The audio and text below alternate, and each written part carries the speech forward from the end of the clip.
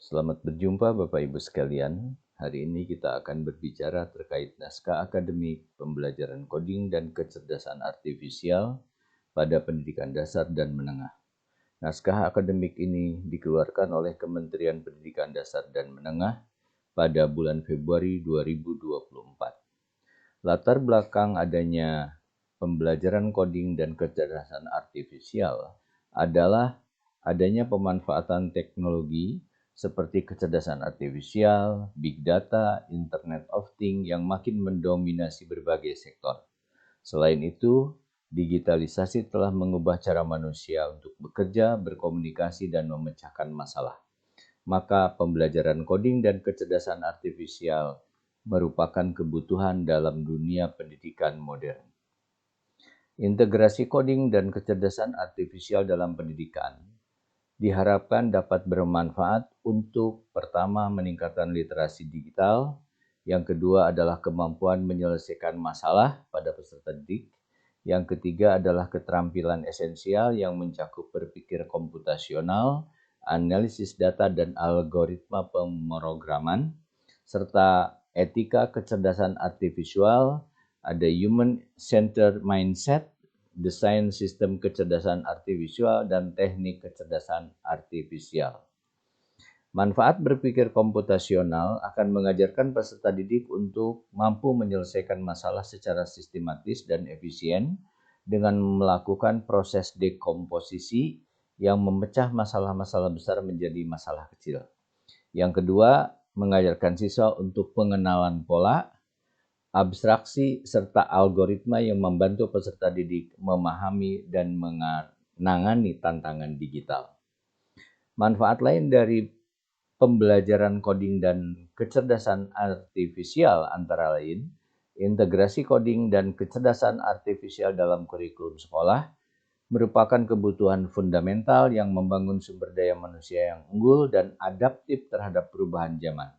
Oleh karena itu, pembelajaran coding dan kecerdasan artifisial dapat meningkatkan literasi digital, membangun keterampilan berpikir kritis, kreatif, kolaboratif, dan pemecahan masalah, yang merupakan keterampilan esensial dalam dunia yang terus berubah. Harapannya siswa tidak hanya menjadi pengguna teknologi, tetapi pada saatnya siswa dapat berperan sebagai inovator yang menciptakan solusi bagi tantangan sekitar. Berdasarkan hasil kajian, Kemendikdasmen mengambil langkah-langkah strategis sebagai berikut. Pertama, integrasi coding dan kecerdasan artifisial dalam kurikulum, menetapkan pembelajaran coding dan kecerdasan artifisial sebagai mata pelajaran pilihan pada jenjang SD dimulai dari kelas 5 dan kelas 6, pada jenjang SMP dan jenjang SMK dengan alokasi waktu 2 jam pelajaran per minggu. Sedangkan untuk kelas SMA, kelas 11 dan kelas 12, alokasi waktu dapat ditingkatkan hingga 5 jam pelajaran per minggu. Untuk SMK kelas 11 dan 12, alokasi waktu ditingkatkan menjadi 4 jam pelajaran per minggu. Dan kesemuanya menyesuaikan dengan struktur kurikulum yang berlaku. Yang kedua, penguatan regulasi dan capaian pembelajaran, maka nanti akan dilakukan revisi regulasi terkait struktur kurikulum guna mencantumkan pembelajaran coding dan kecerdasan artifisial sebagai mata pelajaran pilihan di setiap jenjang. Pemerintah juga akan menyusun dan menyesuaikan capaian pembelajaran untuk mata pelajaran coding dan kecerdasan artifisial agar selaras dengan capaian pembelajaran informatika. Selanjutnya, pengembangan sumber belajar dan pelatihan guru. Pemerintah akan mengembangkan buku teks utama dan bahan ajar untuk mata pelajaran coding dan kecerdasan artifisial. Pemerintah juga akan melaksanakan pelatihan intensif bagi guru SD yang berpotensi mengampu mata pelajaran coding dan kecerdasan artifisial, juga menyelenggarakan pelatihan bagi guru informatika di SMP, SMA, dan SMK terkait pembelajaran coding dan kecerdasan artifisial. Selain itu, pemerintah dalam hal ini Kemendikdasmen akan mengoptimalkan pemanfaatan Learning Management System untuk pelaksanaan pelatihan guru secara luas dan berkelanjutan. Selanjutnya, sertifikasi dan penguatan kompetensi guru. Pemerintah akan menyediakan program sertifikasi bagi guru coding dan kecerdasan artifisial guna meningkatkan kompetensi dan profesionalismenya. Dan pemerintah juga akan melakukan regulasi terkait kesesuaian mata pelajaran dengan sertifikasi guru dengan menambahkan coding dan kecerdasan artifisial sebagai bidang yang diakui. Dan terakhir, kolaborasi dan pemantauan program ini, pemerintah akan membangun kemitraan multi-stakeholder dengan berbagai pihak dalam pengembangan pembelajaran, pelatihan guru, serta kampanye literasi coding dan kecerdasan artifisial. Dan pemerintah juga akan melaksanakan pemantauan dan evaluasi secara berkala terhadap seluruh aspek implementasi coding dan kecerdasan artifisial guna memastikan efektivitas dan keberlanjutan program. Bapak Ibu sekalian, itu adalah ringkasan dari buku pedoman pembelajaran coding dan artifisial. Selanjutnya, terkait konten kurikulum untuk pembelajaran coding dan artifisial, kurang lebih dipaparkan seperti ini, bahwa pada jenjang SD untuk pembelajaran coding ini mengharapkan siswa kelas 5 dan kelas 6 SD sudah mampu berpikir untuk menghasilkan solusi terkait masalah sehari-hari secara struktur menggunakan alat bantu. Kemudian menyusun langkah sistematis dan logis dalam menyelesaikan masalah-masalah yang dihadapi sehari-hari. Ini pada jenjang SD. Sedangkan pada jenjang SMP, kemampuan siswa kelas SMP sudah mampu merancang program untuk sistem manajemen sederhana, meliputi pengumpulan, pemahaman, dan pemrosesan data, antara lain seperti itu.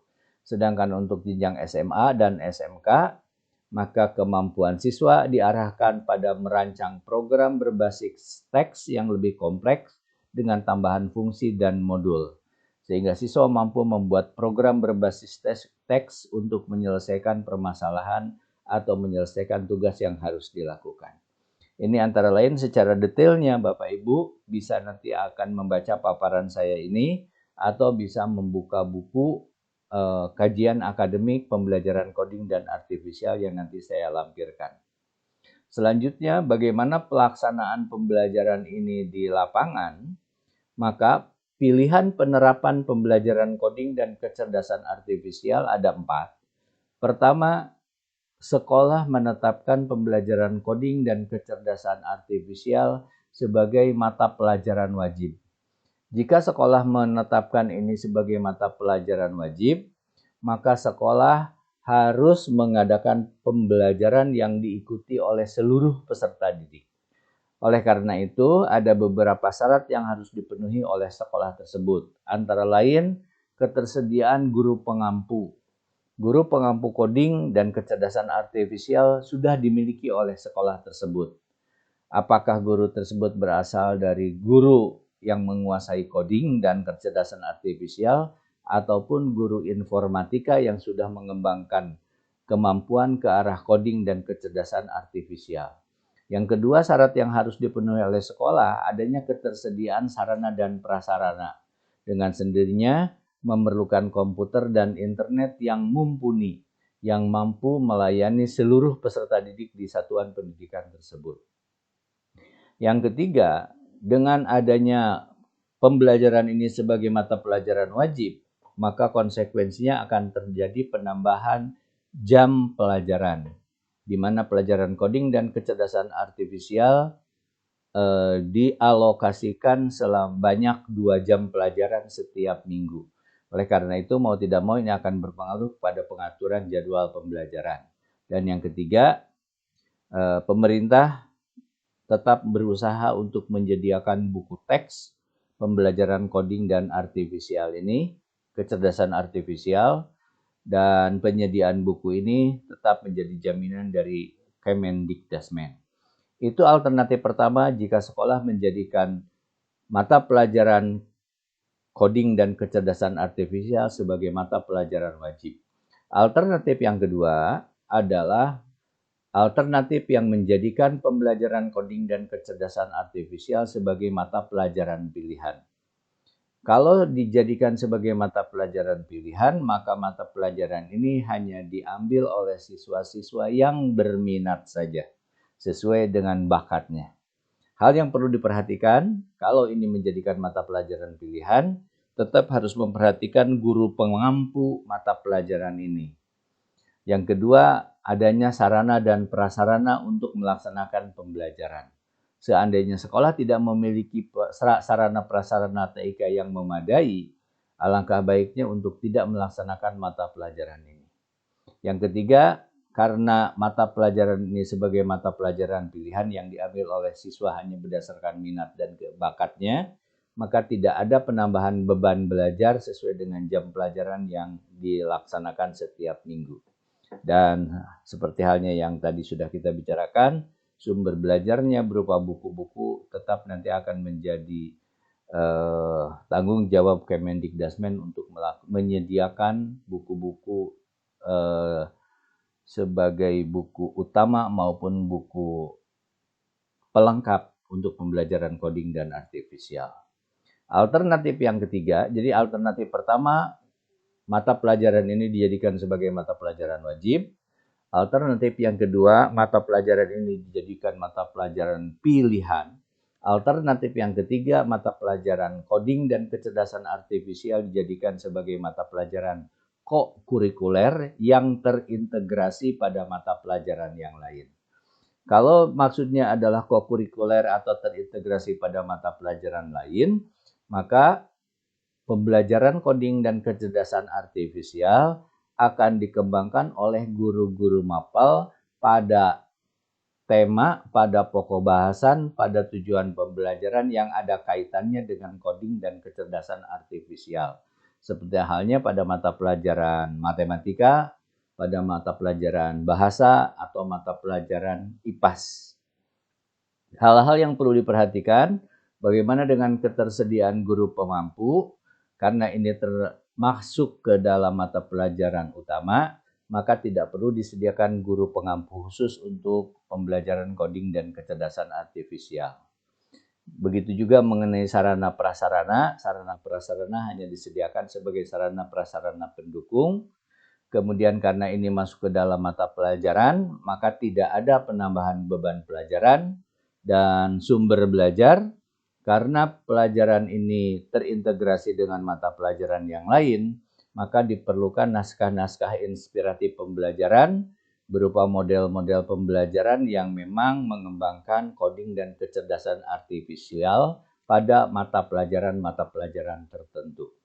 Yang terakhir adalah pilihannya, menggunakan kecerdasan artifisial sebagai kegiatan ekstrakurikuler. Dengan namanya sebagai kegiatan ekstrakurikuler, maka kegiatan ini hanya semata-mata untuk mengembangkan potensi, bakat, minat, kemampuan, kepribadian, dan kemandirian peserta didik dengan bimbingan dan pengawasan dari satuan pendidikan. Umumnya kegiatan ekstrakurikuler tidak diwajibkan, sehingga kegiatan ini hanya diberikan pilihan kepada peserta didik untuk memilihnya. Dijadikan pembelajaran coding dan kecerdasan artifisial sebagai kegiatan ekstrakurikuler, maka guru pengampunya adalah guru yang bertindak sebagai pembimbing ekstrakurikuler. Dengan sendirinya memiliki kemampuan yang cukup mumpuni terkait coding dan kecerdasan artifisial. Sarana prasarananya pun tetap harus dipenuhi karena sarana prasarana TIK yang lengkap wajib diperlukan untuk pembelajaran coding dan kecerdasan artifisial. Tapi karena pembelajarannya merupakan kegiatan ekstrakurikuler, maka kegiatan KKA sebagai kegiatan ekstrakurikuler tidak ada penambahan beban belajar karena pelaksanaan kegiatan dilaksanakan di luar jam pelajaran. Sedangkan sumber belajar tetap akan menjadi acuan dari pemerintah untuk menyiapkan buku pendukung dan buku utama pembelajaran coding dan kecerdasan artifisial ini. Berikutnya materi pembelajaran. Materi pembelajaran pada setiap jenjang tercakup dalam 6 elemen. Ada yang berpikir komputasional, literasi digital, algoritma programan, analisis data, literasi dan etika kecerdasan artifisial, serta pemanfaatan dan pengembangan kecerdasan artifisial. Ini merupakan dasar untuk pengembangan pembelajaran coding dan kecerdasan artifisial. Adapun silabus lengkapnya, Bapak Ibu bisa membaca di dalam buku kajian akademik pembelajaran coding dan kecerdasan artifisial. Kemudian metode pembelajaran bisa dikembangkan melalui model pembelajaran problem based learning, project based learning, inquiry, gaming, kemudian pembelajaran berbasis internet, pembelajaran berbasis perangkat digital, ataupun bisa melakukan pembelajaran tanpa menggunakan perangkat digital. Ini antara lain salah satu alternatif untuk mengembangkan proses pembelajarannya. Adapun evaluasi pembelajaran coding dan kecerdasan artifisial dilaksanakan oleh guru, dilaksanakan oleh kepala satuan pendidikan, dan dilaksanakan oleh peserta didik. Evaluasi oleh guru dilakukan sebagai pengamatan proses dan hasil belajar peserta didik. Penilaian hasil belajar berupa penilaian otentik direkomendasikan guna memberikan gambaran nyata kemampuan peserta didik. Jika penilaian hasil belajar peserta didik diselenggarakan melalui uji kompetensi atau sertifikasi, maka keberhasilan peserta didik mendapat sertifikat kompetensi dapat dijadikan pertimbangan dalam evaluasi pembelajaran. Evaluasi yang dilaksanakan oleh Kepala Satuan Pendidikan dilaksanakan melalui supervisi akademik, manajerial, klinis, dan evaluatif terhadap kegiatan perencanaan dan pelaksanaan pembelajaran. Sedangkan evaluasi oleh peserta didik dilaksanakan dalam bentuk refleksi kegiatan. Hal yang terakhir yang perlu kita bicarakan adalah bagaimana kualifikasi dan kompetensi guru yang mengajar. Kualifikasi guru yang pertama adalah guru harus memenuhi kualifikasi akademik D4 atau S1. Berikutnya, guru memenuhi 4 kompetensi secara utuh, yaitu memiliki kompetensi pedagogik, sosial, kepribadian, dan profesional. Kemudian, guru memiliki kualifikasi disesuaikan dengan linearitas yang mengacu pada peraturan yang berlaku. Guru memiliki portofolio atau pengalaman di bidang coding dan kecerdasan artifisial. Guru memiliki minat dan ketertarikan untuk mengajar coding dan kecerdasan artifisial. Dan pada jenjang SD, guru kelas yang memiliki minat portofolio atau pengalaman di bidang coding dan kecerdasan artifisial dapat dimungkinkan untuk mengajar coding dan kecerdasan artifisial. Ini kualifikasi guru, sedangkan kompetensi guru. Kompetensi profesional guru dalam mengajar mata pelajaran coding dan kecerdasan artifisial secara umum terkait substansi materi berpikir komputasional, literasi digital, kecerdasan artifisial, algoritma, pemrograman, dan analisis data.